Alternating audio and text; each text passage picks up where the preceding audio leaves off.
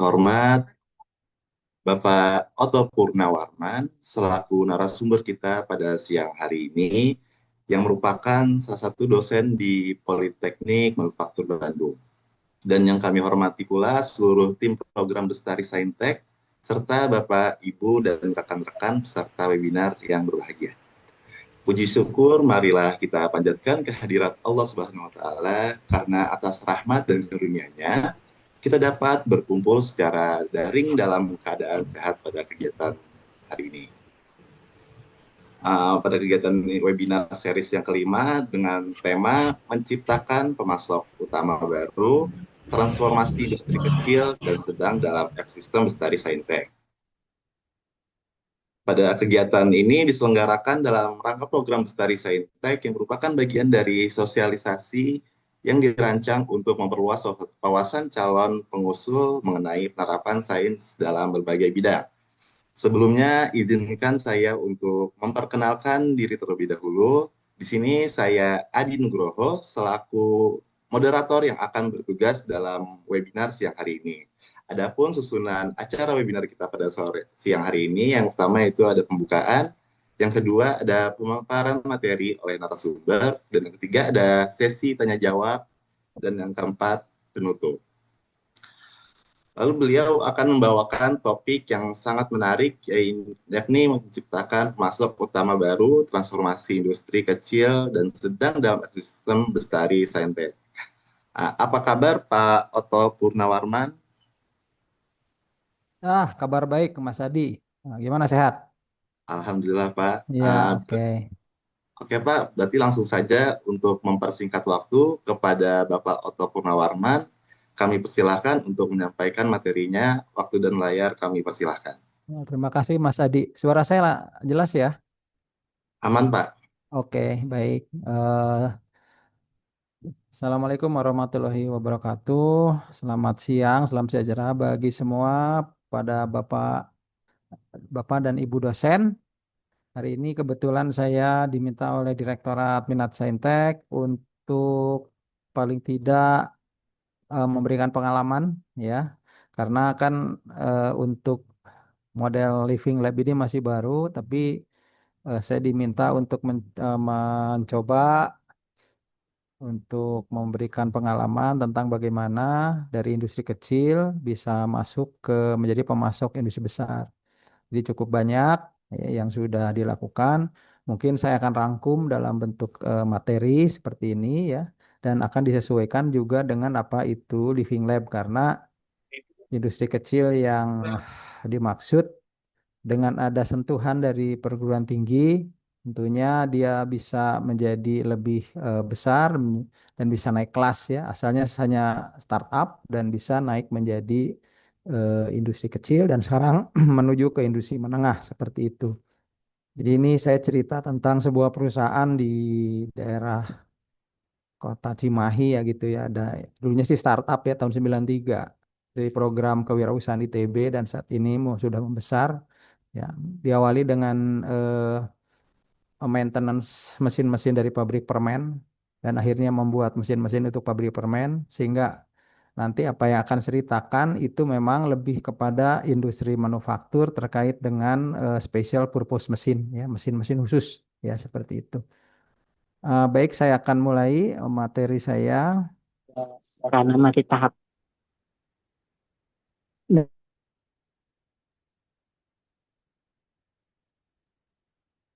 Barangkali sudah terlihat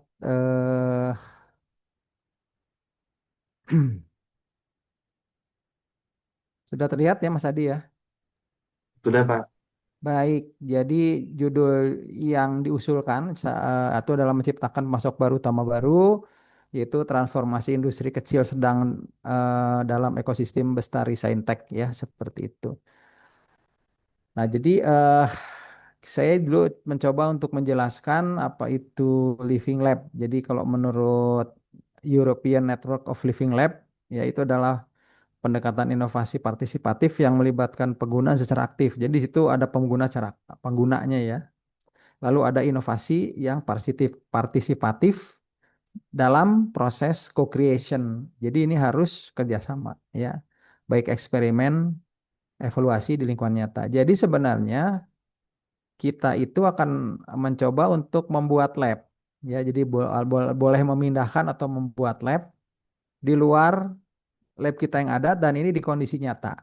Nah, gitu ya. Jadi kalau tadi di suatu eh, perusahaan, maka lab itu kita bikin di sana tentunya kerjasama dengan mitra yang nanti mau dijadikan sebagai living lab. Nah, berarti di sana semua kegiatan ada di sana seperti itu. Dan harapannya tentunya akan mengangkat si mitra ini, dia bisa naik kelas, bisa menjadi posisinya lebih baik daripada sebelumnya seperti itu. Nah, kalau kita lihat di industri ya,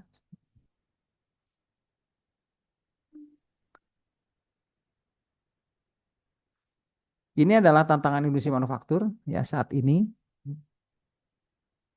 Bisa dari people-nya ya, jadi pekerjaannya ya, technical skill-nya seperti apa, interpersonal skill, apalagi Gen Z sekarang ya. Nah, ini kalau masuk industri manufaktur perlu penanganan khusus ya seperti itu. Lalu juga di sini ada trading environment.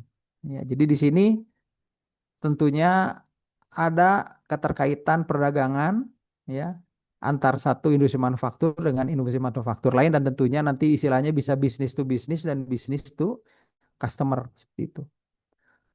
Lalu faktor lainnya itu yang bisa mengganggu ya, aktivitas di industri manufaktur untuk meningkatkan produktivitasnya adalah teknologi baru ya. Nah, ini kita kenal dengan industri 4.0 ya. Dengan kondisi yang disruptif itu ya ada volatility, ada uncertainty, ada complexity, ada ambiguity sehingga ini yang mengakibatkan tantangan buat industri dalam berkembang ya seperti itu. Berikutnya lagi tentunya dengan ada produk Cina ya dengan strategi bisnisnya ini jadi ada persaingan cost ya. Di sini ada cost itu lama-lama semakin meningkat ya. Di cost itu adalah kalau kita lihat harga dari selling price di sini maka cost itu harusnya kita turunkan gitu. Tapi berjalan dengan waktu cost itu justru meningkat ya, terutama dari sisi UMP misalkan begitu ya. Nah, itu kan naik terus gitu. Ya. Nah, ini jadi ada tantangan lain ya. Salah satunya bagaimana kita bisa menurunkan cost. Yang jelas di sini ada kompetisi antar perusahaan. Nah, semua ini kalau kita kaitkan permasalahan yang ada, ini menjadi sebuah permasalahan yang sangat kompleks. Ya, ini sangat kompleks sehingga akan berdampak juga terutama kepada industri kecil dan industri menengah. Ya, seperti itu.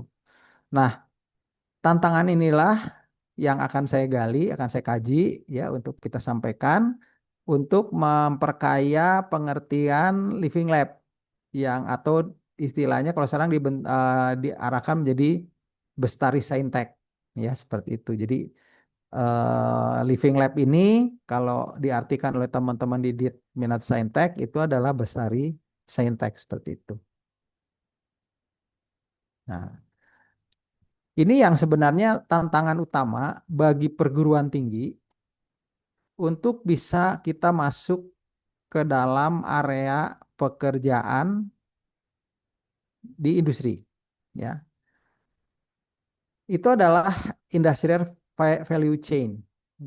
Karena proses bisnis kita beda dengan industri. Ya, kita hanya pendidikan seperti itu. Nah, tapi kita sekarang didorong untuk bisa mampu menghilirkan produk riset kita ke industri. Tapi sayangnya kebanyakan kita nggak tahu gitu value chain-nya di industri seperti apa. Ya, nah jadi kita harus paham itu sekarang gitu sehingga di dalam value chain industri ini yang di apa namanya oleh Porter ya, yang dibuat oleh Porter itu kita harus memahami ya kondisi value chain yang ada di industri. Jadi industri itu pasti dia kalau ada primary activities-nya pasti dia ada inbound logistik. Jadi kalau mau bikin produk manufaktur ya, dia akan produknya akan masuk dulu ke bagian gudang, setelah itu diproses, setelah keluar jadi, setelah itu akan dipasarkan dan nanti ada after sales. Nah, ya, seperti itu tuh rangkaiannya. Sedangkan supportingnya tentunya ada di infrastruktur perusahaannya, ada di human resource-nya, ada di technology development, dan ada tentunya, oh ini harusnya salah saya, ini harusnya bukan firm infrastruktur, tapi ini bicaranya tentang procurement, ya, tentang procurement, jadi tentang pengadaan, ya seperti itu. Mohon maaf nih salah nih. Harus itu adalah procurement gitu ya. Jadi ini harus dipahami dulu ya. Jadi misalkan ini karena saya kebetulan contohnya adalah industri manufaktur, mulai dari industri kecil sampai nanti industri besar, maka mungkin bagi bapak-bapak dan ibu-ibu dosen yang punya kompetensi yang atau bidang kajian yang berbeda, coba bisa disesuaikan ya seperti itu. Jadi ini harus masuk ke value chain yang akan kita masuk itu. Jadi kita mau bikin living lab nih di industri kecil tadi ya, kita ngajak supaya mereka maju begitu. Kita bikin lab di sana karena kita punya kompetensi keahlian di sana, punya bidang keilmuan di sana gitu. Kita mau pindahkan lab kita, bikin lab lah di sana seperti itu di industri kecil ya. Nah, inilah yang value chain yang ada di situ. Nanti mungkin kalau yang di kelautan juga ada tuh ya value chain-nya. Ya bagian kalau bagaimana value chain kalau produk ikan ya mulai dari tangkap nelayan sampai nanti masuk ke fungsi pengalengan atau pemasaran dan sebagainya begitu ya. Nah, misalkan kita ingin membangun dulu ya di sebuah perusahaan kecil di sini ya. Sini ada perusahaan kecil begitu. Maka kita harus lihat dulu value chain yang mampu kita masuk di sini di mana gitu ya. Nah, sekarang kita akan mengembangkan teknologinya. Ini adalah penyesuaian value chain yang dilakukan oleh Patak tahun 2010. Ya, jadi dia mencoba untuk mengurai industrial value chain dari Porter ya, menjadi industrial value chain untuk higher education. Ya, di sini sebelah kanan ini.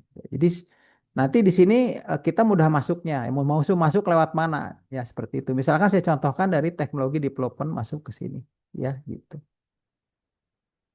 Nah, jadi fungsi wirausahawan adalah mengatur dan mengendalikan proses produksi serta menanggung risiko yang terkait dengannya. Gitu. Nah, ini adalah pernyataan Marshall tahun 94 untuk memperkuat value chain, penyesuaian dari value chain industrial. Ya, gitu ya. Jadi kalau belum paham di industrinya, kita hanya akan menduga. Oh, saya punya alat. Oh, itu lihat. Oh, bisa di situ, bisa membantu di situ gitu. Padahal belum tentu juga, ya. Jadi kalau kita bikin metode optimasi, ketemu hasilnya yang optimal, belum tentu bisa diterapkan di industri, ya. Harus ada penyesuaian seperti itu. Nah, kita harus paham dulu. Jadi ini poin yang saya tekankan kepada Bapak Ibu untuk masuk kalau mau masuk ke pengembangan living lab di suatu kondisi nyata, lihat value chain-nya seperti apa. Kita mau masuk dari mana, tapi kita tahu keterkaitannya di dalamnya gitu ya. Nah, kita anggap ini sebuah model di mana saya ingin menceritakan bahwa ini ada suatu industri besar di sini ya. Di mana industri besar itu biasanya dia ingin selalu mengembangkan produk ya, sehingga di sana produknya sangat banyak ataupun ingin berbuat macam-macam gitu. Tapi kemampuannya terbatas ya. Biasanya kalau di industri itu sibuk dengan pekerjaan tadi ya, bagaimana efisiensi kos, nggak sempat dia untuk mengembangkan produk. Padahal kepikiran ini potensial produknya. Oleh karena itu pasti mereka akan berpikir apakah saya harus komersial perspektif atau harus teknologi perspektif. Seperti mesin mesin permen tadi ya. Bisa saja saya beli dari mana, dari Cina atau dari Eropa atau dari Amerika seperti itu ya. Nah, kalau gitu tinggal beli saja gitu ya. Nah, kalau sudah beli saja, maka dia bisa keluarkan, bisa beli dari luar ya, itu pool strategi atau nah ini atau kita bisa nih kerjasama dengan perguruan tinggi yang mampu membuat. ya di sini. Tapi langsung minta bikin ya, gitu ya. Bentuk mesinnya kayak seperti ini. Nanti perguruan tinggi, wah cari nih small medium enterprise ini yang industri kecil, gitu ya. Tier 1 itu adalah dia yang nanti akan memasok ke industri utama. Misalkan kalau di otomotif itu ini sub-ASI ya. Sub-ASI steering ya untuk bagian setir gitu nanti masuk ke otomotif OEM-nya seperti itu ya. Kalau tier 2 itu komponen. Nah, ya ini komponennya untuk masuk ke sini. Jadi bisa langsung ya. Wah, perguruan tinggi tolong bikinkan mesin permen ya. Nah, ke sini ya seperti itu. Atau beli langsung beli aja dari mana? Dari eh, Cina murah masuk ke sini gitu. Tapi ada juga perusahaan yang memang dia berniat untuk mengembangkan teknologi ya, karena dia ingin menguasai, jadi ingin pengen sebagai industrial player gitu ya, emang ini industry player, maka dia perlu ada dorongan gitu ya dari sini.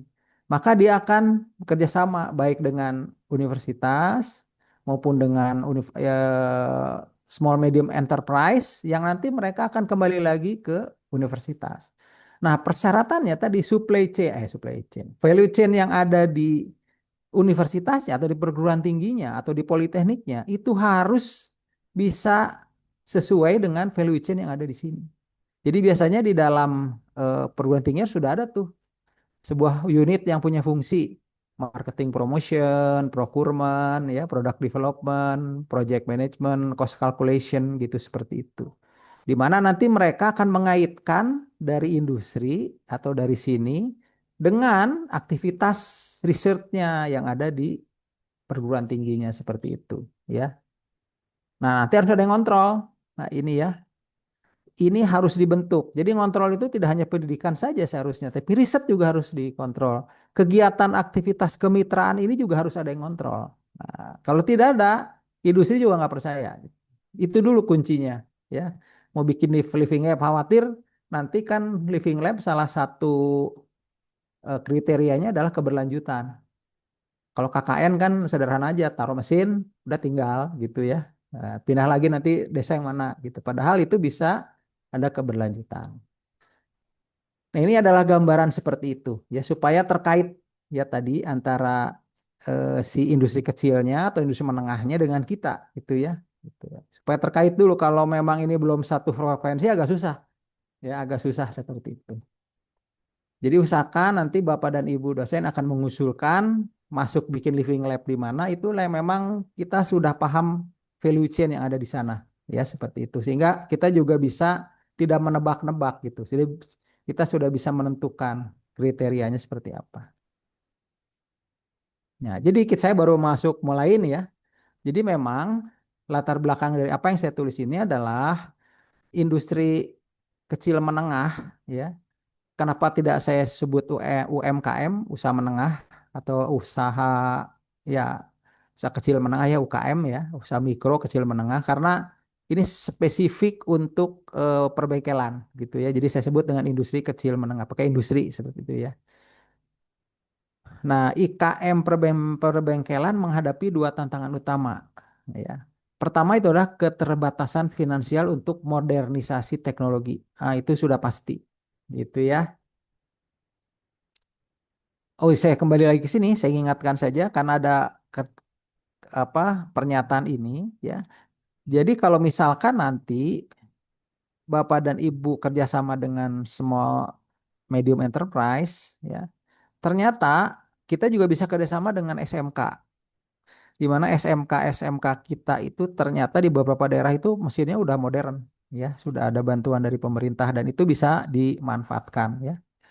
Jadi tidak harus IKM itu membuat mesin misalkan nanti untuk industri besar ya ataupun nanti dia akan suatu industri kecil yang dia memang hanya mengumpan bentuk permennya ke pabrik besar karena pabrik besar itu nanti akan dia bagian distribusi dan sebagainya gitu. Bisa juga seperti itu.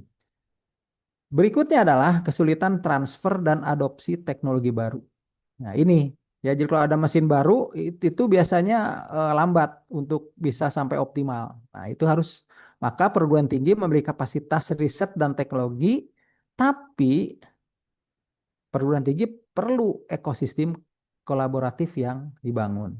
Nah, sehingga Living Lab menawarkan pendekatan co-creation, multidisiplin, iteratif, dan berbasis bukti lapangan. Jadi ini kita coba pindahkan lab kita ke kondisi nyata. Kalau yang tadi misalkan di apa namanya eh, di prodi pertanian, misalkan kita buat ada satu eh, kebun atau persawahan yang milik rakyat ya. Jadi kita bicaranya misalkan eh, hubungan antara kita dengan mitranya yaitu kelompok ya, kelompok di sana gitu, kelompok tani atau kelompok apapun ya. Tapi harus paham lagi, sekali lagi saya selalu mengingatkan, paham value chain-nya gitu ya, jangan jangan tidak paham gitu ya. Nah, tadi saya jelaskan bahwa ini masalahnya adalah weak problem, yaitu masalah yang eh, kompleks dan susah diselesaikan. Jadi weak problem itu biasanya dia itu akan berputar terus, iteratif, itu ya.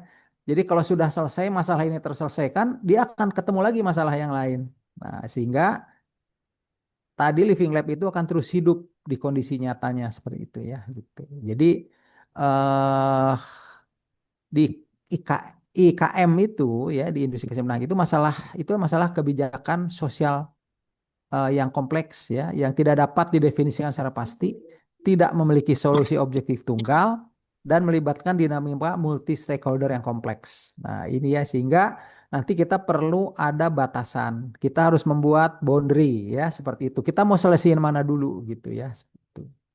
Nanti kita bagi dalam fase-fase yang berikutnya saya jelaskan. Ya, seperti itu. Jadi pada weak problem IKM manufaktur logam, kegagalan sistemik untuk mengintegrasikan tuntutan pasar, ya baik standar mutu, industri itu pasti mintanya QCD, quality, bagus, cost murah, atau cost ya bisa dijangkau, dan juga delivery. Deliverynya kalau bisa cepat, ya gitu.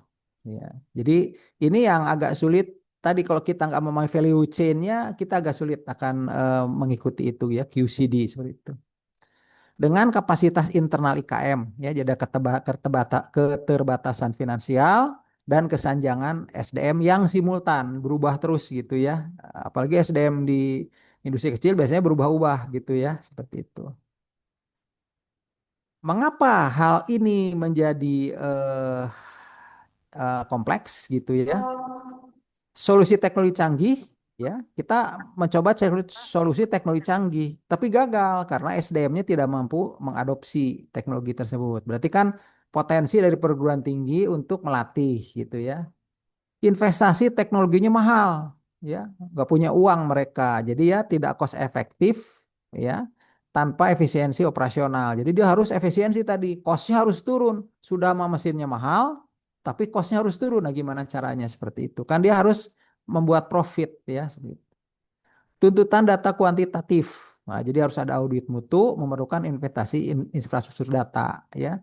Pendataan di industri kecil itu sangat ringkih ya datanya. Jadi Excel aja nggak bisa pakai gitu. Nah, itu yang perlu kita perhatikan gitu ya. Nah, jadi kalau Living Lab sebagai solusi sistemik ya, kalau di Mainat Saintek sebutnya Bestari Saintek, ya, atau saya sebut Bestari Saintek aja sekarang ya, tapi nanti takut rancu ya. Saya sebut aja Living Lab ya. Ekosistem inovasi terbuka ya. Open innovation berbasis co-creation sistematis yang menghadirkan research. Sebenarnya ini bukan research and development, saya salah nulis, research and innovation. Kalau research and development itu ada di lab kita di dalam universitas ya atau di perguruan tinggi atau di politeknik. Tapi kalau research and innovation itu harus ada di industri nyata. Jadi nanti kalaupun saya share nanti akan saya ubah dulu ini menjadi R dan I ya seperti itu. Nah, ini adalah 3 prinsip filosofis Living Lab. Ya, pertama itu adalah real life setting, pengaturan kehidupan nyata, inovasi diuji langsung di bengkel IKM operasional. Ya, jadi misalkan bicara tentang kita buat kontrol mesin atau kita merancang mesinnya yang kita buat di industri kecil dan sebagainya seperti itu ya. Solusinya itu harus realistis dan tahan kompleksitas sehari-hari, ya. Gitu. Artinya baru mesin itu dipasang udah ada masalah. Ya, misalkan operatornya kurang cocok secara ergonomi, ini secara delivery ini tuh kurang cepat dan sebagainya. Itu harus makanya harus ada ko-kreasi, ya, harus ada diskusi dengan mitra ini perlunya apa. Nah, di sini disebutkan dengan user centric, ya, berpusat pada pengguna, ya. Jadi keterlibatan aktif operator dan pemilik IKM di inti co-design, ya. Jadi ketika diskusi harus bersama, jangan kita mengarahkan mitranya. Kita harus co-kreasi, harus co-design. Artinya permasalahan. Jadi kita gali. Kalau kita solusikan, bukan kita yang industri harus begini ya. Nah, jangan gitu. Jadi kita ada masalah apa, kita gali. Walaupun menurut kita, itu terlalu rendah itu solusinya. Nah, kita selalu begitu karena misalnya pakai metode optimasi. Optimasi yang terbaik adalah ini, begitu ya. Faktornya adalah ini karena responnya itu. Tidak begitu kalau di Living Lab. Itu adalah harus user centric. Kita gali kemampuan mereka seperti apa. Nah, berikutnya lihat ada iteratif feedback. Jadi kalau misalkan industri sudah melakukan ini, menurut mereka masih kurang, nanti akan kita validasi dulu, lalu kita iterasi penyempurnaan konstan sepanjang siklus inovasi. Ya, seperti itu, lalu menciptakan nilai bersama dan berkelanjutan. Ini yang penting ada kata-kata sustain. Ya, ada sustain.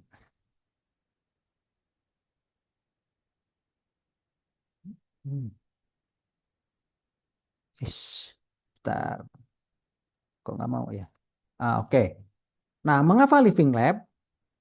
Living Lab itu eh, tempat test bed. Jadi tempat kita mengetes apa namanya desain kita, ya. Gitu seperti itu. Jadi aspeknya itu adalah fokus, ya. Ada lingkungan, validasi dan outcome. Jadi aspeknya itu harus fokus dulu, ya. Kalau di ini maksudnya di mana? Di lab, ya. Di lab itu kan teknologi sentris. Tapi kalau di Living Lab itu adalah manusianya human centered gitu, ya, seperti itu. Jadi mengapa Living Lab itu bukan seperti lab biasa gitu, ya? Karena kalau lingkungannya itu kondisinya terkontrol di laboratorium, maka kalau di Living Lab itu lingkungannya operasi nyata, ya. Validasinya di sini kelayakan teknis, tapi kalau di Living Lab adopsi pengguna dan kelayakan pasar. Ini yang harus dipikirkan, ya, seperti itu. Sekali lagi, kalau kita nggak paham value chain, nggak ketemu, ya.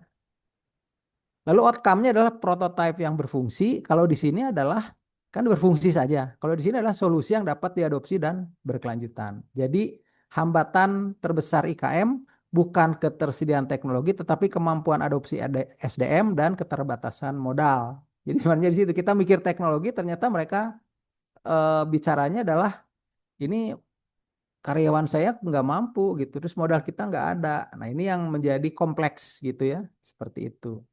Nah, sehingga Living Lab itu mengubah proses inovasi menjadi pembelajaran transformasi bagi SDM IKM.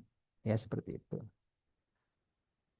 Nah, apa keterkaitan Living Lab, ya, dengan Bestari Saintek seperti itu, ya, yang akan kita jelaskan nanti di sini. Maka elemen Living Lab itu di sini adalah co-kreasi, ya, co-kreasi, multi stakeholder, multidisiplin dan iterasi berkelanjutan. Ya, ini langkah-langkah yang atau kriteria yang harus dipenuhi, ya, seperti itu. Tetapi lalu diimplementasi di dalam Bestari Saintek di sini adalah industri besar bisa, ya, co-kreasinya, industri kecil bisa, perguruan tinggi berkolaborasi secara tahap, ya, perancangan solusi. Jadi di awal kolaborasinya sejak awal seperti itu. Nanti ada multi stakeholder, ya, bisa melibatkan pemerintah, lembaga pembiayaan, asosiasi industri dan komunitas teknisi, ya, seperti itu. Kalau di yang sosial biasanya ya komunitas masyarakat, ya, seperti itu. Lalu harus multidisiplin. Jadi keahliannya nanti dalam timnya itu ya harus, karena kan tadi menyelesaikannya tidak teknik saja gitu. Mungkin ada unsur sosial dan ekonomi.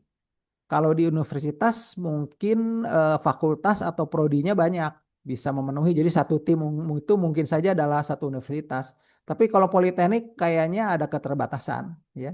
bisa saja di dalamnya nanti kita bisa dibantu oleh teman-teman dari universitas yang mempunyai prodi tertentu yang tidak ada di politekniknya seperti itu ya.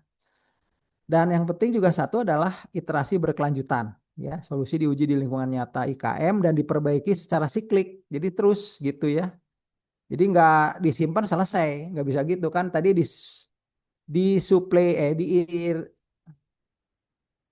di dalam value chain itu ada service. Nah, gitu ya, ada service. Jadi kalau industri jual mesin seperti Bapak dan Ibu kalau beli HP itu servisnya harus ada. Nah, seperti itu ya. Nah, sehingga peran kunci perguruan tinggi itu adalah pusat R&D dan keahlian teknis, jembatan transfer teknologi atau hilirisasi, dan pusat pembelajaran transformatif. Ini adalah fungsi-fungsi nanti kalau si living lab-nya itu ada di tempat lain kondisi nyata ya sini. Nah, sehingga arsitektur tata kelolanya kita sebut senat tripartit saja karena memang hanya ada 3 gitu ya akan kita lakukan. Mungkin saja ada 5 ya nanti ya. Itu tergantung dari kondisi ya. Maka levelnya itu bisa makro, meso, dan mikro. Kalau makro itu konstelasinya. Nanti gimana kita merancangnya seperti apa gitu. Mulai kasusnya seperti apa. Lalu di sini meso itu adalah justru proyek ya. Proyek living lab-nya ada di meso. Dan nanti mikronya itu adalah riset di tempatnya. Jadi riset di mitranya ya, bukan di lab. Di lab itu nanti hanya pendukung saja seperti itu. Jadi ada fokusnya ya seperti itu. Di Meso Proyek LL Living Lab ini nanti ada manajemen inovasi ya. Bisa dilihat atau bisa juga dilihat nanti di Permendikti nomor 24 tahun 2019 tentang manajemen inovasi perguruan tinggi ya, seperti itu. Ini ada fungsi-fungsinya ya. Nah, di sini nanti ada proyek co-creation ya yang di Meso ini. Co-creation spesifik ada siklus inovasi fase 1, 2, dan 4. Sedangkan yang operasionalnya nanti ada validasi fase 3. Nanti saya akan jelaskan berikutnya. Seperti itu. Nah, ini adalah tanggung jawab ya. Jadi stakeholdernya ada industri besar ya. Jadi nanti di sini ada perguruan tingginya atau Bestari Sainteknya. Lalu ada IKM-nya ya. Di sini spesial purpose mesin yang saya contohkan gitu ya. Karena kenapa harus industri besar? Harus ada yang menarik. Jadi harus ada yang penggunanya atau off takernya. Kalau tidak ada mesin di sini, mesin di sini di industri kecil nggak akan kepake. Harus ada off taker. Siapa yang menggunakan mesin tersebut dan akhirnya produknya itu sampai ke masyarakat. Ya. Jadi syaratnya itu kalau tidak ada off takernya tidak jelas, maka proposalnya kurang baik gitu ya, seperti itu. Jadi harus jelas off takernya siapa gitu nih ya. Jadi menentukan tuntutan presisi spesifikasi teknisnya ya mesin ya. Jadi menentukan tuntutan presisi dan spesifikasi teknis mesin ya gitu ya. Jadi harus ada. Kalau enggak ya siapa mesin itu hanya tidak berguna begitu ya. Menyediakan tantangan real life dan kebutuhan pasar nyata. Jadi jelas gitu ya. Pasarnya jelas ya. Berikutnya adalah validasi output dari LL. Jadi kalau sudah selesai di KM, divalidasilah oleh industri besar. Oh ya ini cocok buat saya ini, oke saya mulai jualan. Gitu ya. Misalkan bisa saja IKM itu membuat mesin yang nanti akan disimpan di industri besar. Bisa juga IKM itu membangun mesinnya berarti dia jadi off taker. Kenapa? Karena pesan ke perguruan tinggi. Ya, jadi off taker ini. Nah, lalu hasil dari IKM tersebut si permennya dibeli sama industri besar sebagai supplier begitu, ya. Nah, jadi dia off taker juga gitu. Jadi off takernya ada 2. Bisa begitu ya. Nah, ini adalah model operasionalnya ya. Ternyata ada 4 fase. Jadi fase pertama misalkan diagnosis ya, tadi konstelasinya kan kita tahu ya. Diagnosis gitu ya. Lalu berikutnya co-design fase 2, fase 3 adalah validasi dan fase 4 itulah integrasi ya, memasukkan seperti itu. Nah, misalkan diagnosis. Nah, diagnosis itu bisa dilakukan fase 1 itu di mikro dan meso dulu. Jadi bersama mitra kita ya. Kalau Bapak dan Ibu bisa masuk industri besar bagus sekali gitu ya. Oh, industri besar itu jadi living lab kita luar biasa ya, bagus gitu. Ya. Nah, di sini kita masuk ke IKM-nya, industri kecilnya gitu ya. Bisa di level mikro dan di level meso. Nah, jadi definisi masalahnya spesifik, lalu ada target kuantitatif. Misalkan ini ingin membuat si IKM ini mempunyai kriteria industri 4.0. Nah, Indonesia punya ya namanya Indonesian Industry 4.0 Readiness Index ya INDI 4.0. Nah, ini nanti bisa ada di sini ya. Pedomannya ada di sini nanti di link-link ini. Nah, misalkan seperti itu. Nah, berarti sudah ditentukan nih. Ternyata ini masalahnya adalah kita ingin memodernisasi ya, seperti itu. Tapi ingat, masalahnya adalah finance ya dan SDM. Ya, seperti itu ya. Nah, co-creation-nya itu adalah perguruan tinggi lead diagnosis, IKM ngasih data. Nah, artinya lead di sini bukan kita apa namanya mendrive ya, mendrive IKM enggak. Kita ambil datanya mana? Oh, ini bisa selesai seperti ini nih gitu ya. Jadi mendiagnosanya itu kita tahu, industri kecil tidak tahu, tapi dia punya data. Nah, seperti itu ya. Setelah diagnosis baru kita masuk co-design. Ini levelnya meso ya. Di perancangan smart manufacturing, user centric, cost efektif dan sebagainya. Lalu masuk ke fase 3 validasi. Nah, ini validasi ada di mikro ya, ada di lapangan. Dicek nih. Kalau di ESO ini dia bisa antara perguruan tinggi di tengah-tengah nih. Bisa terkait dengan makro, industri besarnya bisa terkait dengan perguruan tingginya seperti itu ya. Nah, validasi di mikro dicek di tempat ya, bukan dicek di laboratorium, dicek di tempatnya. Oke, iteratif. Ini kurang, ini iteratif, ulang lagi langkahnya. Masih kurang, ulang lagi langkahnya seperti itu. Jadi ada iterasi feedback loop ya seperti itu.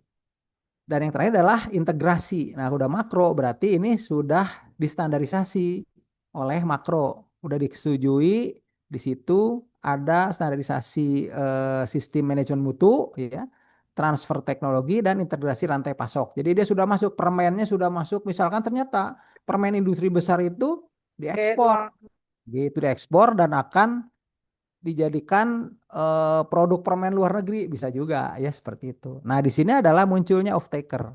Ya, off taker ada yang membeli sehingga semua ketarik seperti itu ya syaratnya. Nah, ini adalah bisnis proses modeling notation, ini belum jadi ya kebetulan belum jadi ini ya. Jadi biasanya di bisnis model proses modeling dan notation itu kita bagi nih fasenya tadi ada 4 ini ya. Lalu di sini industrinya ada 3 seperti ini. Nanti startnya di mana mulainya startnya ya. Nanti ada panah-panah seperti biasa. Eh, Lalu ada permintaan untuk menentukan seperti ini. Nah, ini ada juga nanti looping. Looping tuh gambarnya seperti ini.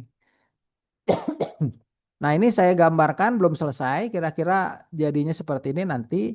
Cuma saya juga ada gambar apa namanya? Saya juga menganalisis di perusahaan yang besar. Jadi ini sudah perusahaan menengah ke atas gitu. Itu bentuknya seperti ini.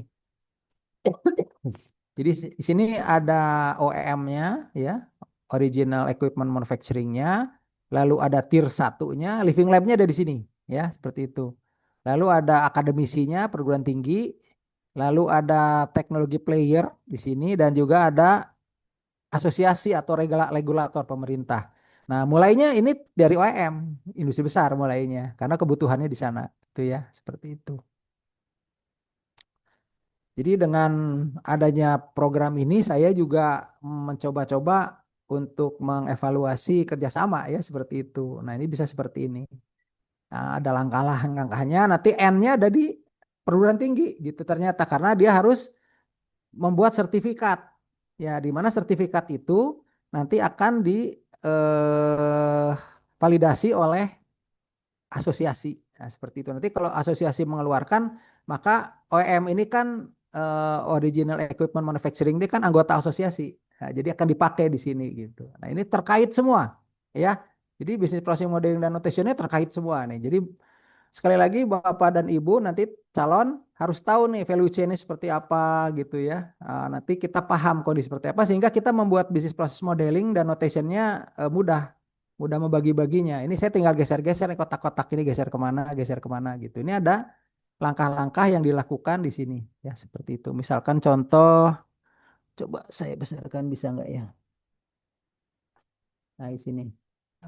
Nah, gini ya seperti ini. Ya, industri besar di sini off taker ya di sini ada diagnosis penyiapan, review standar mutu yang dibutuhkan, kodesainnya apa? Kalau industri besar, validasi kesesuaian standarnya. Nah, validasi di tempat mikronya apa? Nanti validasi proses dan keandalan gitu ya. Harus mesinnya harus andal gitu ya. Jadi kalau dia pesan di pabrik atau di industri kecil, dia akan datang ke sana ngecek gitu. Oke nggak mesinnya baru diambil sama dia seperti itu ya. Nah, integrasi dan akselerasi adalah evaluasi final kualitas, lalu di sini ada juga integrasi ke rantai pasok. Nah, jadi nanti tinggal ditarik garis-garis tuh di sini ya seperti apa. Dan di perguruan tingginya ya seperti ini ya. Bisa jadi tempat untuk audit ya. Di sini ada analisis gap. Nah, di sini analisis gapnya seperti apa gitu ya.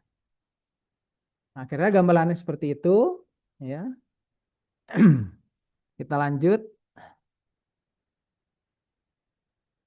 Nah, di sini adalah indikator kinerja utamanya ya, seperti itu. Jadi nanti harus ada KPI ya, seperti itu. Misalkan aspek pengukurannya apa saja. Kan ini kita akan mengukur gap nih ya. Ukur gap ya, apakah industri kecil ini sudah mampu nggak dia sampai ke yang kita inginkan gitu ya, gitu. Jadi ini kapabilitas teknologinya, misalkan skor kesiapan adopsi digital ya, jadi indinya ya, indi 4.0-nya ya, seperti itu. Jadi skornya itu 0 sampai 4. Nah, kita coba bisa nggak dia masuk ke 3, syukur-syukur bisa ke 4 ya. Nah, sumber validasinya itu adalah asesmen dari Bestari Saintek atau dari Kemenperin yang memiliki indi 4.0 itu ya. Sampai semua dilakukan sampai ke transfer teknologi hilirisasi ya. Jumlah IKM pemasok maksudnya pemasok kunci ya, pemasok kunci yang baru gitu. Jadi hasil dari sini kita harapkan Bapak dan Ibu tadi kan mempunyai standarisasi ya. Nah, itu kita bisa sebar. Ya, mungkin kita living lab-nya di sini. Nanti kita punya lagi. Oh, kita ada lagi nih di industri kecil yang mana gitu. Nah, itu jadikan lab lagi oleh kita. Ya, seperti itu. Nah, ini strategi keberlanjutannya adalah strategi replikasi solusi ke IKM yang lain. Ya. Kalau bahasa Inggrisnya itu adalah horizontal deployment. Kalau bahasa Jepangnya itu yokoten. Nah, ya seperti itu. Jadi ini bisa diimbas ya ke tempat lain gitu. Lalu transfer pengetahuan penuh hilirisasi. Jadi ini ada kalau dilihat di fase 1 sampai fase 3. Sedangkan kalau sudah IKM-nya mandiri sendiri itu bisa di fase 4 seperti itu ya. Nah, nanti misalkan kemandirian finansial. Nah, ada bukti efisiensi, misalkan 27% dan 47% reduksi downtime. Jadi efisiensinya 27% dan reduksinya 40%. Nah, itu adalah kelayakan finansial gitu. Nah, ini kan teman-teman ekonomi. Mungkin di Politeknik Manufaktur belum ada misalkan, walaupun sudah ada prodi MTR tapi belum ada. Nah, itu bisa ngajak ya dari dosen-dosen ekonomi di Politeknik atau universitas lain seperti itu. Lalu ada IKM alokasi anggaran internal untuk pemeliharaan sistem AI dan IoT karena tadi sistemnya adalah industri 4.0 atau IoT gitu ya. Lalu meminimalisir ketergantungan dana hibah. Nah, ini yang penting ya. Kalau sudah selesai program ini apa? Masa berhenti itu ya. Jadi pada saat itu pun harus kita gali kira-kira potensinya apa. Banyak sekali yang bisa dilakukan ya seperti itu. Salah satunya mungkin kalau mau lewat CSR dari BUMN itu harus diawali di Januari sampai Oktober. Itu adalah pengusulan ya, pengusulan ke CSR BUMN untuk dinilai bahwa setelah Oktober itu dia akan memutuskan apakah lembaga kita akan dikasih dana CSR untuk membangun IKM ya seperti itu. Lalu memori institusional ya di sini. Jadi harus ada knowledge management terstruktur ya, jangan sampai setelah Pak A sebagai dosen sudah bikin living lab di satu IKM, setelah itu Pak A pensiun, udah selesai itu. Nggak ada gitu ya. Jadi knowledge management harus ada ya seperti itu. Lalu skalabilitas ke sentra IKM yang lain. Jadi misalkan di IKM sini sudah oke, maka kita skalakan nih ada IKM yang lebih besar yang kita bisa bantu. Ya, itu yang harus menjadi perhatian kita juga, ya.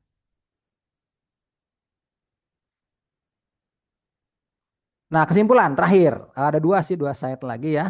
Living Lab Manufaktur Logam atau di sini dalam hal ini spesial purur mesin adalah kerangka operasional terintegrasi untuk transformasi dari IKM Bestari Saintek yang mengatasi weak problem ya, teknologi, SDM, finansial, belum lagi sosial sebenarnya kita bisa tambahin tuh ya di sana dan lingkungan bisa kita tambahin lagi gitu ya problemnya apa. Lalu mengutamakan pendekatan user centric dan siklus iteratif. Ya, jadi harus user centric dan harus ada siklus iteratifnya. Mencapai tujuan ganda, inovasi teknologi dan interaksi pasar, memberikan bukti kuantitatif keandalan produksi atau kunci kepercayaan industri besar. Hasil terukurnya apa? Nah, harus ada nanti penurunan downtime, peningkatan efisiensi, IKM masuk rantai pasok utama sebagai pemasok tier 1 gitu ya. Karena sudah kita bangun. Nah, ini udah dia bisa masuk ke industri besar seperti itu. Dan yang terakhir, penutup, Living Lab itu adalah sebagai learning system, bukan solution factory. Ya, mungkin kalau tadi ada menganggap itu adalah saya bikin mesin, itu sebenarnya bukan. Ketika adalah learning systemnya yang harus kita ambil ya sebagai perguruan tinggi. Framework ini menekankan bahwa Living Lab untuk weak problem bukan tentang menemukan the right answer, tetapi tentang membangun kapabilitas kolektif. Ya kan ada berapa multi stakeholder tuh ya, untuk terus-menerus mendefinisikan ulang masalah dan beradaptasi. Sehingga perubahan pola pikir untuk perguruan tinggi itu adalah dari tradisional menjadi non-tradisional. Makanya di syarat di program besar Saintek ini ada riset RTO, TRO ya, tradisional research output dan ada juga non-tradisional research output ya. Jadi kita harus seperti itu ya. Pernyataannya adalah dari mengajar menjadi co-learning ya, perguruan tinggi dan industri belajar bersama. Dari research paper nah menjadi systemic impact ya. Sukses diukur dari perubahan ekosistem bukan jumlah publikasi. Ya, seperti itu. Boleh publikasi kan di TRO itu disyaratkan utama juga ya, paten dan sebagainya. Tapi kita harapkan adalah perubahan ekosistem yang terjadi. Berikutnya lagi adalah dari technical optimization menjadi value no negotiation. Karena kita buat metode optimasi, mau pakai apa terserah, mau pakai apa namanya Taguchi method atau mau ke response survey method atau mau pakai apapun, hasilnya sudah ada. Ketika dipasang di industri belum tentu. Ya, jadi ada value negotiation seperti itu. Jadi engineering problem selalu embedded dalam konflik sosial, ekonomi dan politik. Pasti ada seperti itu ya. Jadi ada masalah ekonomi, pasti di situ ada unsur engineering yang masuk. Dan yang terakhir dari project completion, ya udah selesai ya udah selesai gitu. Tidak, sekarang adalah continuous evolution. LL atau Living Lab tidak pernah selesai dan selalu iterasi. Mohon maaf, saya tutup presentasi saya. Assalamualaikum warahmatullahi wabarakatuh. Saya kembalikan lagi ke Mas Adi, Mas. Waalaikumsalam warahmatullahi wabarakatuh. Terima kasih kami ucapkan kepada Pak Otto Purnawarman atas pemaparan materi yang sangat komprehensif, aplikatif, dan membuka wawasan kita semua mengenai strategi percepatan transformasi industri nasional. Baik, selanjutnya akan kita masuki sesi tanya-jawab. Bagi Bapak Ibu yang ingin mengajukan pertanyaan, silahkan menggunakan fitur raise hand. Dapat kami beri kesempatan untuk bertanya secara langsung. Baik, kami akan memilih beberapa pertanyaan untuk dijawab langsung oleh tim Bestari dan juga narasumber kita. Silahkan Bapak Ibu yang ingin bertanya secara langsung bisa untuk raise hand.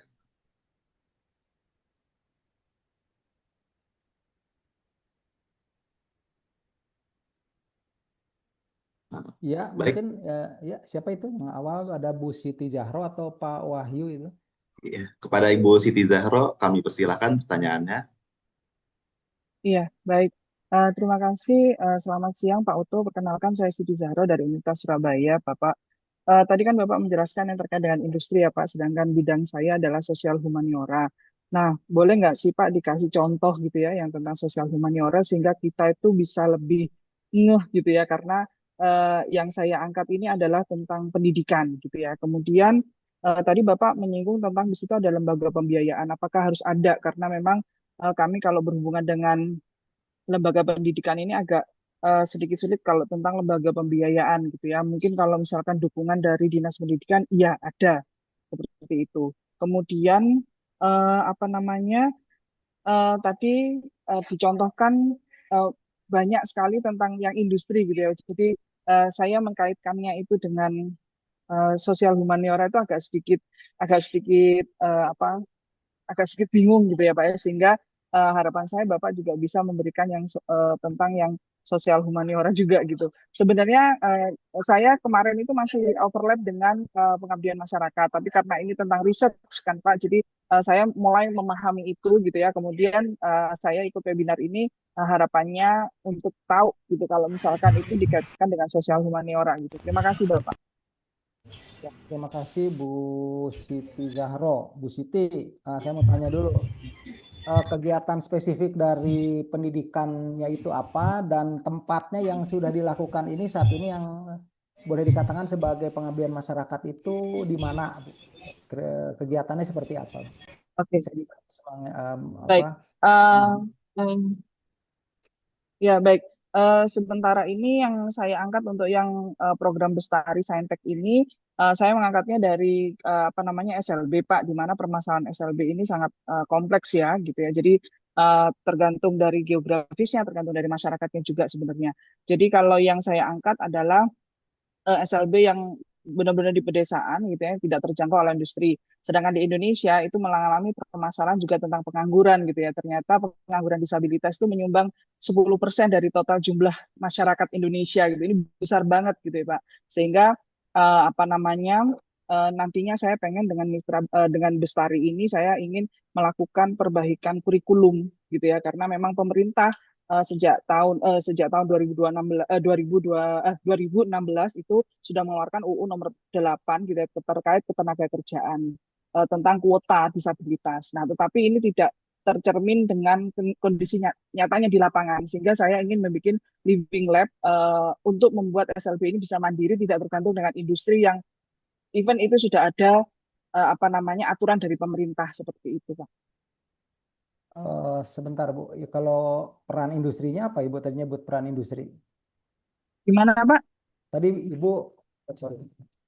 Tadi Ibu menyebutkan peran industri. Nah, itu ada kata-kata industri itu perannya apa di Halo? sana ya? Ya, halo, halo, kedengaran suara saya? Ya, iya, Pak. Ya, Nah, Ibu tadi Bapak mengatakan ada putus-putus. kata-kata industri, Ibu. Nah, itu apa tuh industri perannya, Bu? Iya. Di sini kan anu Pak, apa namanya industri di Indonesia kan nggak semuanya bisa menerima anak-anak Oke, disabilitas. baik, Ibu. Kalau gitu sekarang Ya, itu. Jadi kita tidak ada peran industri nih di Oke, sini tidak ada peran stakeholdernya, industri sama sekali Pak. stakeholdernya Gitu. berarti ini kan kompleks ya Bu ya. Nah, udah kompleks nih.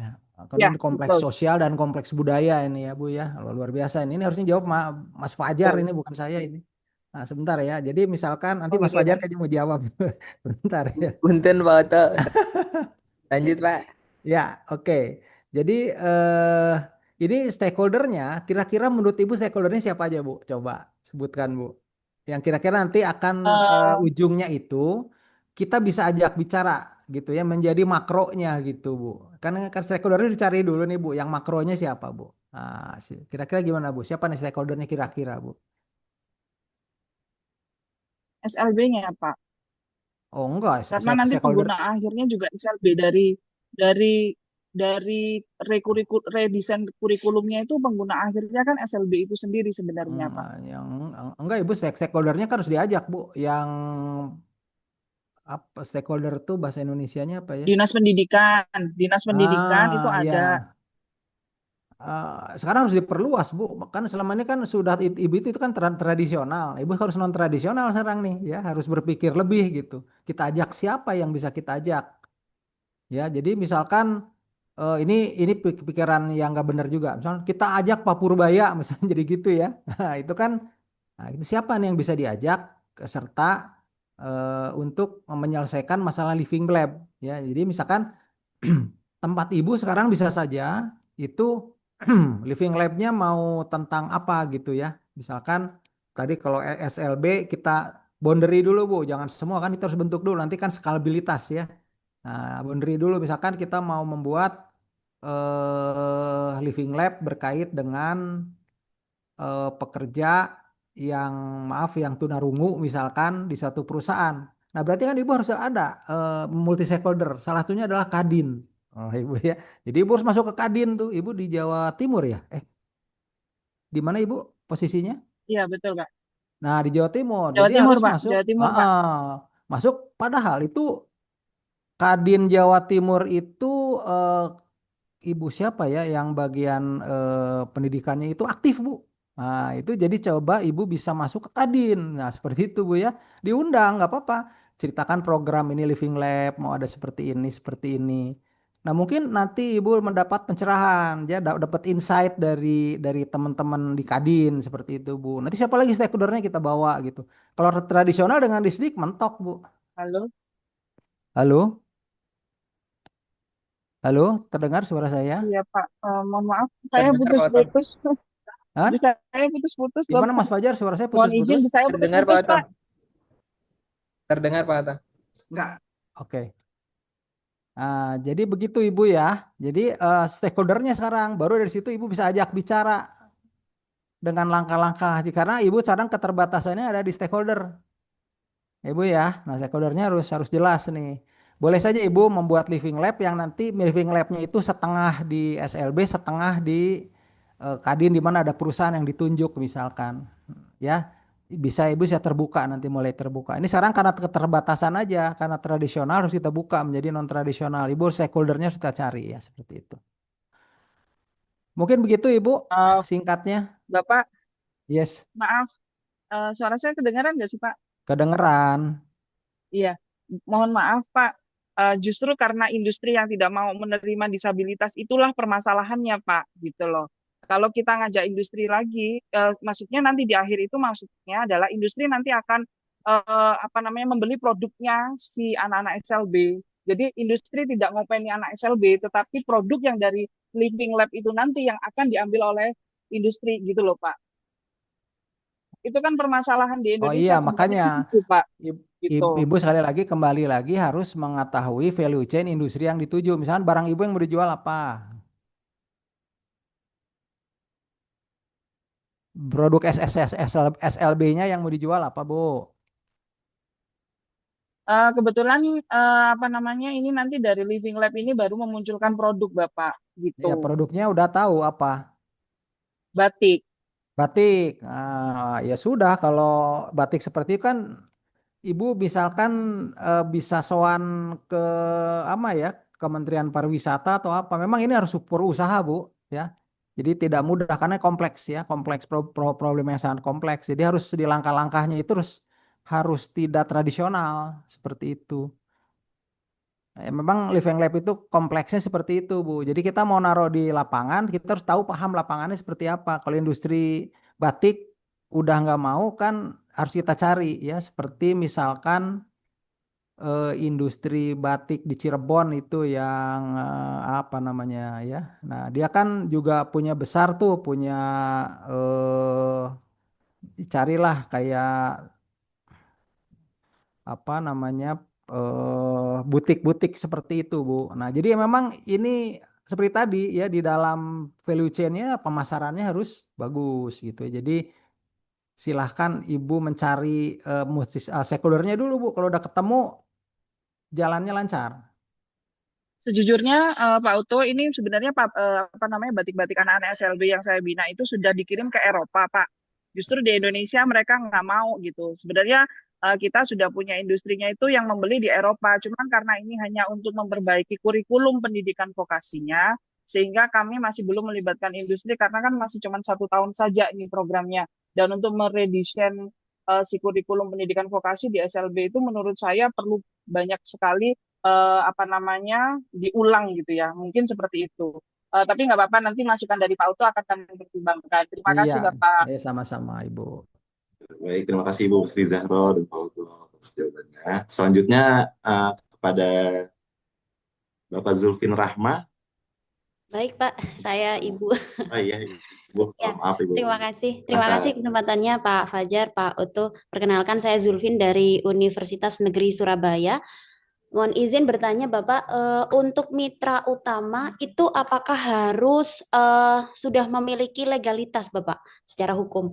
Nah begitu, karena rencana ini saya ingin dengan Read Aloud Jawa Timur begitu, namun Read Aloud Jawa Timur itu belum mempunyai legalitas gitu. Yang punya Read Aloud Indonesia begitu Bapak. Namun kami pertimbangkan kalau Read Aloud Indonesia itu base-nya di Jakarta, sedangkan saya di Surabaya begitu. Sehingga akan lebih mudah dengan Read Aloud Jawa Timur begitu Bapak. Dan mitra-mitra pendukungnya juga ada di Jawa Timur. Mohon masukannya Bapak Oto. Terima kasih. Kalau read apa tadi? Read aloud ya? Read aloud ya, karena saya dosen di Prodi PGSD UNESA, Bapak. Jadi kami punya produk-produk cerita-cerita anak begitu yang bisa kita matchkan dengan komunitas membaca nyaring Read Aloud Jawa Timur begitu. Hubungan antara read aloud Jawa Timur dan Jakarta kan ada komunikasi kan Ibu? Ya, ada Bapak.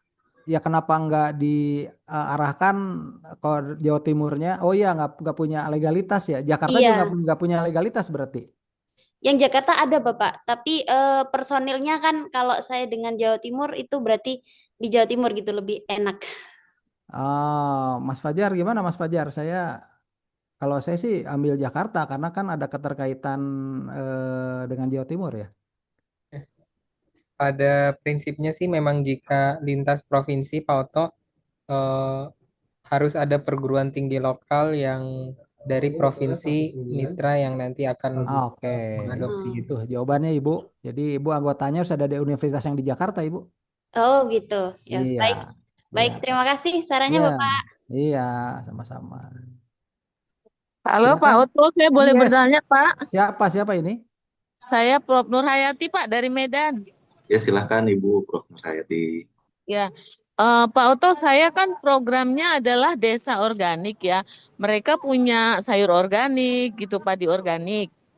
Tapi mau juga untuk konsep desa wisata pembelajaran gitu Pak Oto. Itu saran Pak Oto gimana ya untuk living lab-nya? Bu Nur Hayati,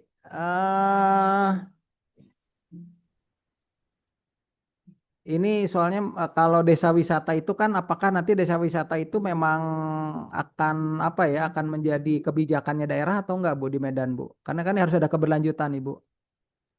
Maksudnya ini wisata untuk edukasi, Pak. Misalnya kan selama ini desa tersebut menjadi tempat anak-anak belajar praktikum gitu, Pak. Desa itu udah bertahun-tahun anak-anak terutama di sini kami di pertanian UISU itu tempat anak-anak apa ya kayak KKN ataupun praktikum tanaman pangan di sana. Jadi kita mau kembangkan misalnya gini, Pak.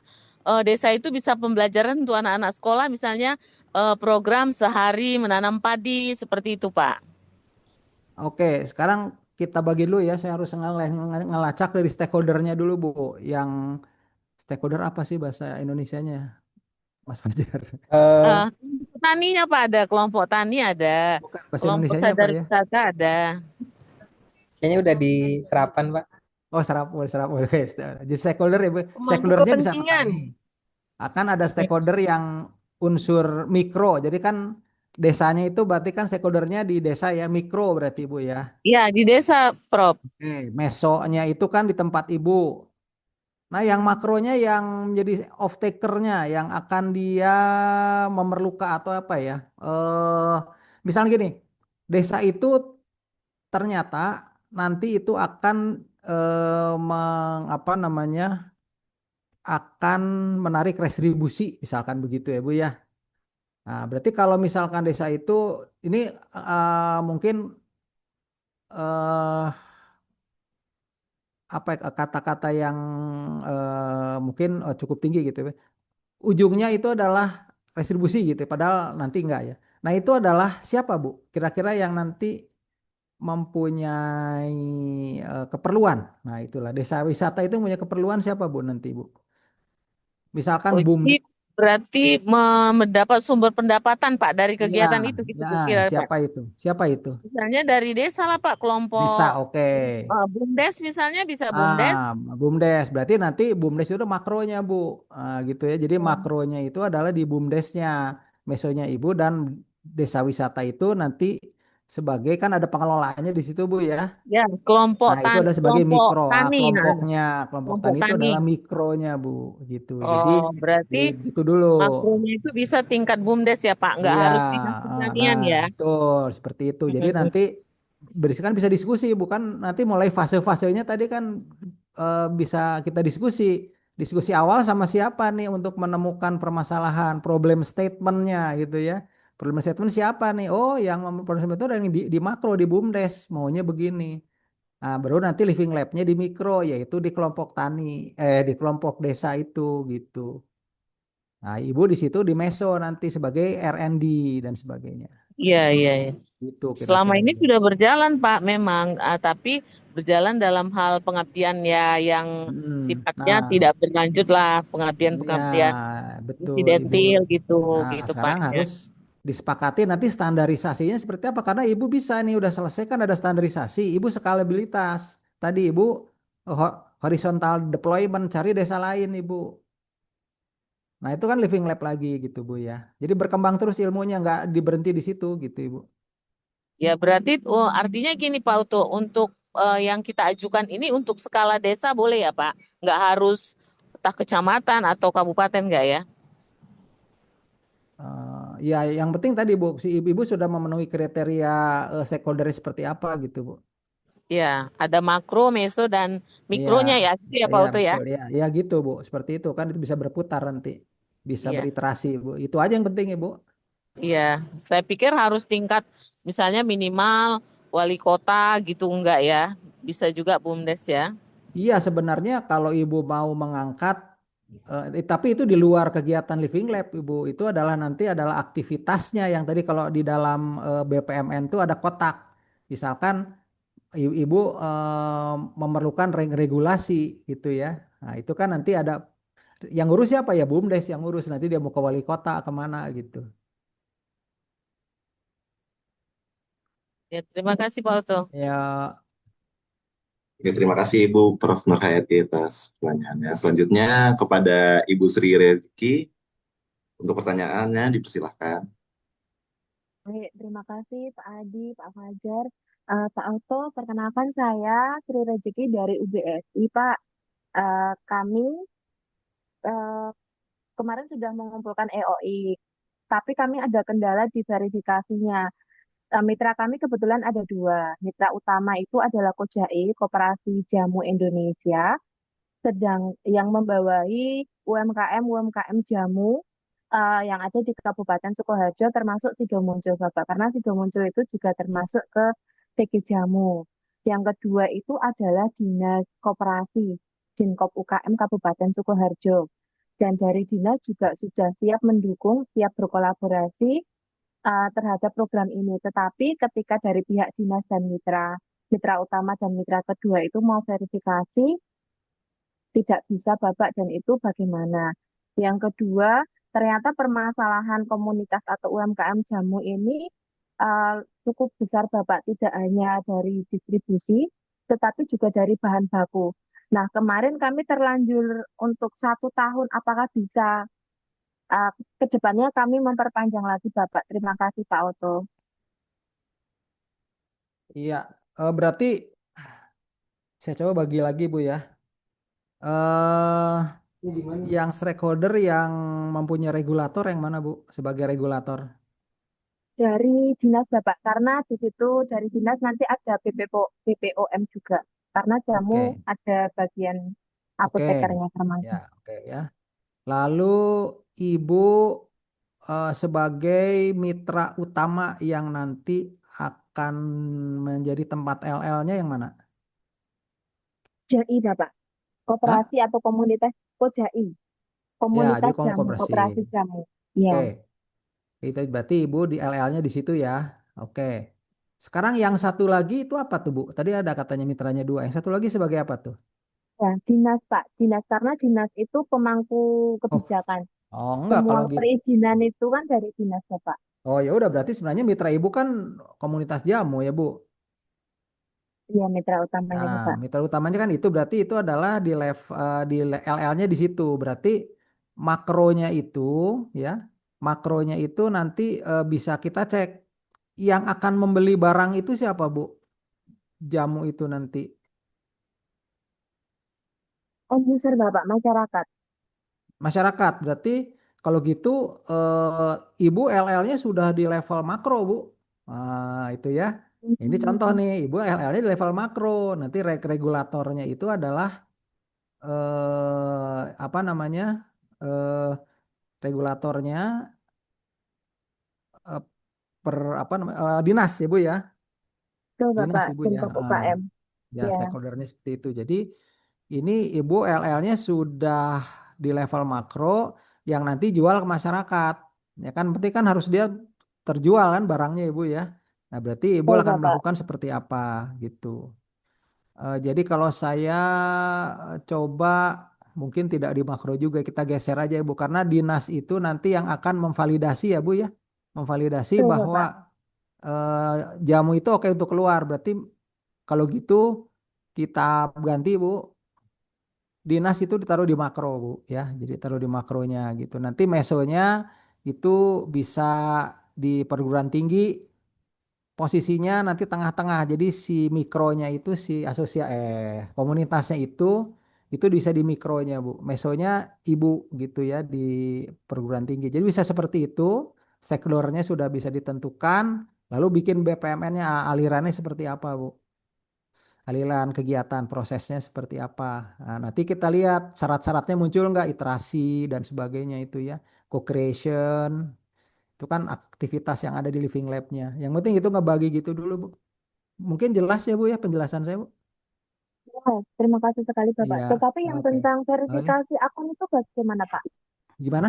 Pak Oto, itu Verifikasi terkait Yes. dengan akun. teknis, Pak Oto, izin bantu jawab. Oh, boleh silahkan. Ya, Bapak dan Ibu, pastikan untuk verifikasi akun mitra. Yang pertama, akun mitra Bapak Ibu yang buatkan gitu ya. Untuk teknis pembuatannya sudah ada di coaching kita sebelumnya. Nanti di akhir kami akan kirimkan mungkin ya materinya, nanti Bapak Ibu bisa untuk merecall. Jika memang Bapak Ibu masih ada kesulitan, kami di grup ada salah satu admin yang menjadi satu pintu kami ketika Bapak Ibu menghadapi kendala teknis, terutama terkait dengan akun, dan hal lainnya yang berkaitan dengan IT gitu. Insya Allah nanti tim kami akan coba menjawabnya lewat satu pintu akun tersebut. Dia ada di grup Bestari Saintek dan itu apa namanya? Nanti saya kirim sekali. Kurang lebih itu Pak Oto tambahannya. Terima kasih Mas Fajar. Oke, baik. Selanjutnya ada Bapak Heri Kuswoyo. Silahkan Pak pertanyaannya. Ya, baik, terima kasih Mas Fajar. Selamat siang Pak Oto. Yang Ya, perkenalkan saya Pak Heri dari Lampung, dari Universitas Teknokrat Indonesia, salah satu universitas swasta di Lampung. Izin Pak Oto, ini terkait dengan eh, proposal ini, Alhamdulillah 3 minggu yang lalu saya sudah berkunjung ke Taman Nasional Kambas Pak Oto untuk mendefinisikan permasalahan di sana begitu. Dan kami sudah ko-kreasi bersama-sama permasalahan apa di sana. Nah, dari 3 permasalahan yang paling prioritas itu terkait dengan konflik gajah Pak Oto.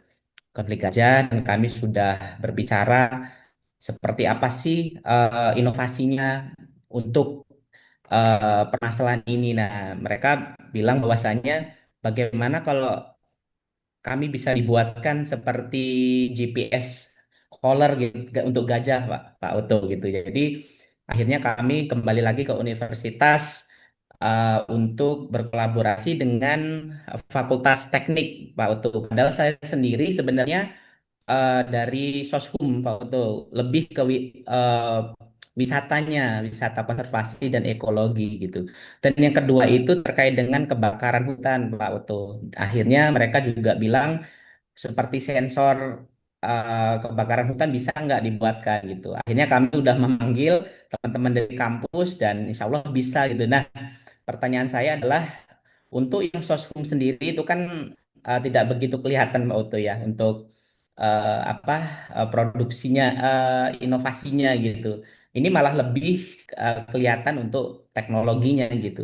Mungkin yang pertanyaan pertama dari judul sebenarnya saya sudah menentukan judul seperti pengembangan living lab wisata konservasi dan ekologi melalui pendekatan pariwisata regeneratif gitu Pak. Berbasis teknologi Pak. Apakah itu masih inline ya? Karena itu menjadi satu permasalahan seperti kebakaran hutan dan juga konflik gajah tadi. Ada hubungannya dengan wisatanya gitu. Terus yang kedua untuk inovasi apa namanya GPS collar tadi dan juga sensor untuk kebakaran hutan itu seperti apa ya Pak untuk iterasinya sampai di ujungnya karena kalau produksi udah jadi kan itu akan dipakai untuk off-takernya di Balai Bahasa Balai Taman Nasional Waikambasnya Pak Oto begitu.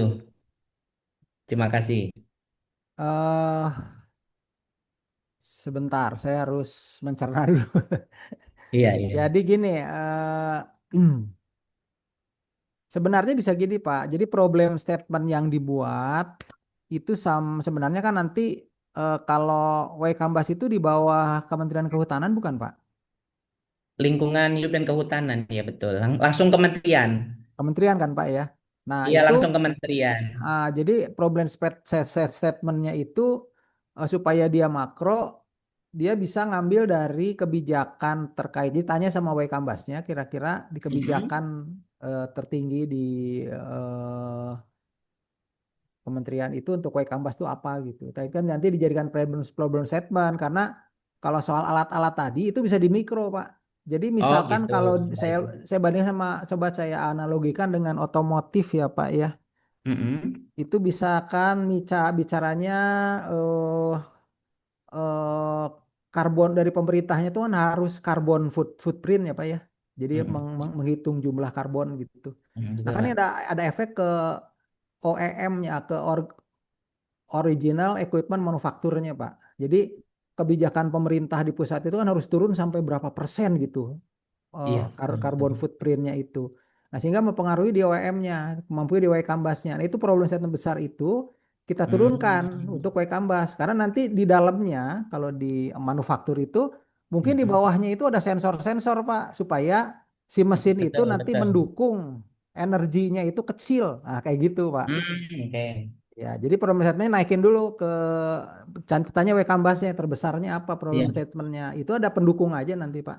Bapak kan orang Oh, hukum, berarti oke. nanti kemungkinan masuk di situ gitu. Ya, berarti lebih ke MISO dulu untuk problem statement-nya Iya, dari betul. kementerian dulu ya, Pak Oto ya. Iya, ajak Iya, ngobrol sama siap. WK, apa problem statement utamanya gitu. Kalau itu kan efeknya aja ada konflik gajah gitu ya, oh, dikasih Iya, sensor betul. oh, gitu ya. Nah, seperti itu. Itu kan hanya kejadian-kejadian. Sebenarnya Oh, problem oke. statementnya apa sih gitu ya. Misalkan kalau kalau sama pariwisata, kalau gajah berantem gitu, kita meninjau nanti gajahnya ngamuk misalkan ya seperti itu. Ataupun apapun masuk ke rumah penduduk, nah, kan Iya, betul, betul. jadi Betul rumah itu. problem statementnya apa di atas, ujungnya di bawah, itu di mikronya kita bisa Oh, apa I namanya lakukan see. gitu. Oke, oke, oke, oke. Bisa jadi MISO ya. Oke. Maaf, Pak Oto mungkin satu kalau di makro itu nggak masuk ya, Pak Oto ya? Apa? Kalau yang makronya, kalau Oh mikro kan tadi bisa. ada tuh, bisa juga ya di Oh bisa makronya ya. juga. Silahkan nanti makronya problem statementnya di makro boleh Pak. Jadi misalkan permasalahan gajah masuk ke apa ke rumah penduduk. Sorry kalau nggak tahu saya yang di Waikambas untuk dari eh, apa regulasi dari Kementerian Kehutanan ya. Kehutanannya Iya, apa lingkungan gitu. hidup dan kehutanan ya betul Lingkungan. betul. Ya. Mm. Dicek aja di atas Pak, seperti itu Iya. makronya. Nanti ketemu tuh Mm. problem statementnya apa, bahwa sensor tuh nanti urusan mikro Pak. Memang pada Oke. pada kegiatan ini kan LPDP pengen ada produk. Nah, Iya tapi kan betul. problem statementnya besar gitu. Mm, siap siap siap siap. Oke baik. Ya, Terima kasih Pak Oto. ya, beres ya Mas Adi ya. Oke, sepertinya sudah tidak ada yang lagi yang ditanyakan. Terima kasih kepada Bapak Ibu atas pertanyaannya, dan kepada Bapak Otto dan Ibu Bestari atas tanggapan yang begitu jelas dan mendalam. Baik, untuk sesi tanya jawab akan kami tutup. Terima kasih kepada Bapak dan Ibu yang telah mengikuti agenda webinar kita pada sore kali ini. Dari kegiatan hari ini Oh, kita ada yang raise hand mendapatkan, satu kata itu Pak oh, Mahmudin. Pak ya ada Mahmudin. satu lagi. Satu lagi deh. Izin Pak Oto, Yes. Nah, silakan Pak silakan. Mahmudin. Baik Pak, izin Pak, maaf Pak, udah tutup ya Pak. Oh enggak, silakan aja. Ya, Oke, nggak apa Bapak. Pak izin. Siap. Ini saya kesulitan sebenarnya untuk menentukan mitra utama sama mitra pendukung Pak. Nah jadi yang ingin saya tanyakan, saya itu ada satu industri yang sebenarnya dia memberikan lahan untuk percobaan, namun kedepannya dia juga akan membeli produk itu Pak. Itu kira-kira dia masuk ke mitra mana ya Pak ya? Bapak mitranya siapa aja Pak? Selain perusahaan tadi. Oke, yang pertama, izin Pak, maaf tadi perkenalkan Pak, saya Mahmudin dari Bangka Belitung Pak. Nah, jadi mitra pertama saya itu yaitu mitra utamanya itu adalah kelompok tani Pak. Kelompok tani yang nanti akan membuat produk ini Pak. Itu saya jadikan mitra utama karena untuk seterusnya mereka yang akan memproduksinya. Nah, yang kedua, nanti saya akan mengajak dinas lingkungan hidup untuk kebijakan atau regulasi terkait produk ini yang diaplikasikan di lahan tambang misalnya gitu Pak. Nah, yang ketiga, saya mengajak PT ini, ada PT Industri Tambang ini yang akan membeli produk ini tersebut, tapi dia juga menyediakan lahan uji gitu Pak, lahan uji coba untuk produk ini Pak. Kalau cocok, kalau emang berhasil, dia akan membelinya Pak. Nah ini yang saya bingung. Yang pertama untuk Gapoktan itu tadi saya jadikan dia mitra utama. Yang kedua untuk dinas karena dia setara dengan dinas kabupaten, saya jadikan mitra utama juga. Nah untuk yang PT ini saya jadikan mitra utama apa mitra pendukung Pak? Atau saya perlu nambah mitra pendukung lagi gitu Pak? Enggak, jadi gini Pak, mitra utamanya itu adalah yang Gapoktan tadi. Kan Bapak LL-nya living lab-nya kan di mana nanti Bapak naruh living lab-nya? Oh di ini ya, industri apa ya? Di lahan industri apa ya? Untuk pembuatannya di Gapoktan, Nah di tapi untuk Gapoktan. penerapannya itu di industri Pak. Oke, berarti sebenarnya Untuk nanti uji yang coba. akan belinya off-taker-nya siapa Pak? Yang off-taker yang beli alat-alat apa beli Kalau hasil? hasilnya ini untuk pertama ini yang akan membeli kita udah dapat PKS gitu, udah kerjasama si industri ini Pak, yang mereka yang menyediakan lahan. Oke, ya kalau gitu nanti diurutkan Pak. Jadi pertama tadi kita lihat sebelum fase kegiatan tuh kan ada stakeholder Pak, ya. Jadi ada yang makro, ada yang meso, ada yang mikro, ya. Nah yang makro itu jelas apa namanya di perusahaan yang tadi yang membeli ya kan dia off taker ya Pak ya. Nah nanti Ya. dinas pendidikan memang itu kan dia akan memvalidasi apa ya, memvalidasi produk ya Pak ya. Dinas lingkungan hidup Pak, ya akan Dinas membuat lingkungan. regulasi kebijakan ya. Nah itu berarti dia tetap ada di makro juga, ataupun nanti posisinya kalau Bapak membuat BPMN dia sebagai regulator. Nanti Ya, sebagai Pak. jadi sebagai mitra besarnya itu adalah perusahaan tadi. Nah, nanti yang sebagai pelaksana LL-nya adalah Bapak dan tempatnya adalah di Gapoktan gitu Pak. Jadi dinas ini sama itu dimasukin ke makro Pak. Kalau untuk yang mitra utama tadi berarti Gapoktan mitra utama ya Pak ya? Iya. Kalau untuk industri tadi Pak? Karena pembeli dia nanti taruhnya di pendukung, tapi dia off taker Pak. Yang penting ada off taker, ada pembelinya Pak, supaya nanti ini bisa beriterasi. Karena misalkan Gapoktan jadi, Bapak udah meneliti, selesai, ketika ditawarin ke industrinya yang mau beli, oh nggak gini kurang, berarti kan iterasi Bapak ulang kan? Ya, Nah, berarti yang industri ini walaupun dia menyediakan lahan, tetap dia sebagai mitra pendukung Pak. Iya pendukung, mitra utamanya kan LL-nya mau ditaruh di living lab-nya mau ditaruh di mana gitu? Oleh Gapoktan Oke, kan? Pak. Ya. Ya. Pak, satu lagi Pak, karena ini satu lagi yang saya tanyakan untuk produk ini bagusnya emang ini pure dari kan harusnya kan solusinya ini kan dari stakeholder gitu lah Pak ya, maksudnya dari mungkin dari Gapoktannya atau dari sayanya juga gitu, dari peneliti gitu. Itu bagusnya produk ini emang yang udah ada dari Gapoktan yang pernah membuat tapi belum bagus, atau pure baru dari kita Pak? Nah, gini Pak, jadi kan itu sudah ada, udah bagus nih kalau Living Lab cocok nih, karena Living Lab itu sudah ada produk dan harus dia masuk ke pasar dengan bentuk yang berbeda atau yang lebih baik. Kan gitu ya Pak ya, karena dia Hmm. sifatnya non tradisional, iterasi, terus lebih kompleks gitu ya, with Iya. problem. Mm. Jadi betul, Bapak harus menetapkan bahwa nanti produknya harus lebih baik dari yang sekarang. Ya Berarti untuk kalau yang udah itu biasa-biasa aja jual gitu, nggak usah di. berarti Gapoktan ini bagusnya yang mereka yang pernah membuat produk ini Pak. Ada harus diskusi Bapak. Misalkan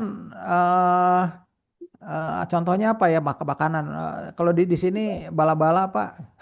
Saya punya jangan bala-bala gehut ya, gehu gitu Pak ya, atau tahu gitu. Saya isinya yang punya saya ditambahin wortel, yang di sana gehu biasa gitu.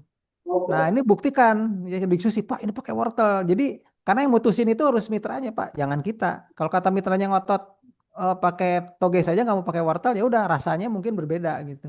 Oh gitu, baik Pak. Iya. Soalnya tadi itu rencananya gini Pak, apa eh, kita mau cari Gapoktan yang betul-betul nggak tahu, nggak pernah produksi kompos gitu kan. Misalnya saya buat kompos nih Pak, Ah. mereka nggak pernah produksi kompos. Namun ada nih Gapoktan yang pernah produksi kompos, tapi eh, kami pengennya, oh komposisinya mau saya bedakan dengan Gapoktan ini, bagusnya saya pilih Gapoktan yang mana nih Pak? Yang udah produksi kompos atau yang belum Pak? Kalau ngikutin beberapa referensi tentang Living Lab itu baiknya yang sudah ada, cuma diperbaiki Pak. Jadi nanti Oke. Bapak punya sustainable untuk berkeberlanjutan itu nyari yang belum punya produk bagus gitu. Bapak udah tahu Oke. kan tekniknya, pindahin ke sana gitu. Oke, baik Pak. Terima kasih banyak Pak. Ya, Maaf Pak waktunya. ya oke, oke. Sudah terjawab, Bapak Ini Udin. Universitas Bangka Belitung, Politeknik Bangka Belitung ini. Politeknik Manufaktur Negeri Bangka Belitung Pak. Ya udah, ya. Iya Terima Pak. kasih. Makasih Pak. Ya.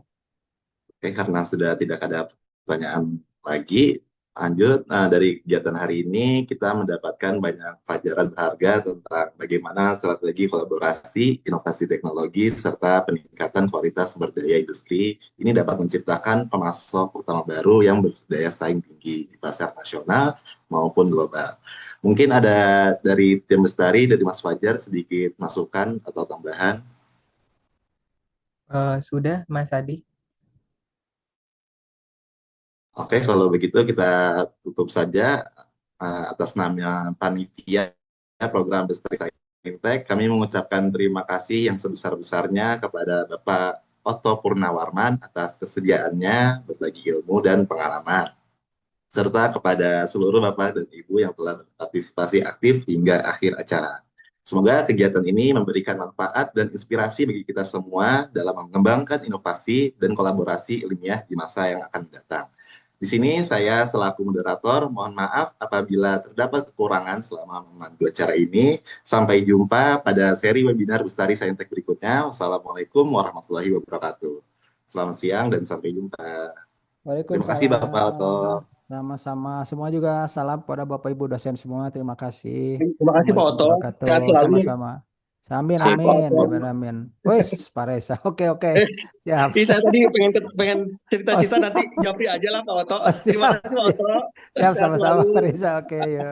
Mangga, Assalamualaikum. Salam Telo Nuhun. ya. Mohon pamit ya Bapak Ibu semua ya. Ya. Mas Fajar, Mas Adi, semuanya teman-teman dari Minat Saintek. Izin pamit, izin live. Ya Pak.